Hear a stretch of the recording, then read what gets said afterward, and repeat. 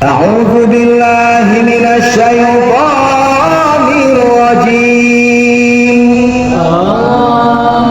Bismillahirrahmanirrahim. Fa khalafa min ba'dihim khalfun adha'us salata wattaba'us syahawati fasawfa yalqawna ghayya. Ternyata ayat tina Al-Qur'an gaya teh sing horeng goyang lamun nuturkeun karena ilmu cocokologi ya bisa jadi baik. Loba teuing gaya kadituna teh dicilakan, mudah gaya kadituna teh diribuheun, hayang gaya kadituna teh dicapeun.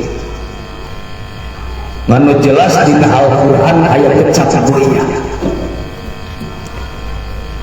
Naon atuh ari goyah teh?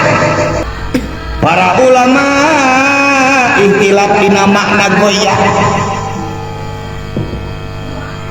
Saur Wahab bin Munabbi ari disebut goyah teh nyaeta wahangan dina jero neraka jahanam. Goyah teh hiji wahangan hiji walungan dina jero neraka jahanam. Jadi neraka jahanam di jero neraka jahanam teh aya walungan aya jurang wadin di jahanam hiji jurang anu aya dina jero neraka jahanam eta teh goyah. Lamun teh mah satetes getah-getah atawa dahareun atawa cairan nu aya dina eta goyah antal ka dunia, maka dunia ieu bakal leeh beak. Jang saha eta teh goyah teh? Nu tadi teh jang hiji jang jalma anu Allahus sholata, jalma-jalma anu ngamomorekeun kana salat. Jadi aya babalasna jang jalma-jalma anu ngamomorekeun kana salat.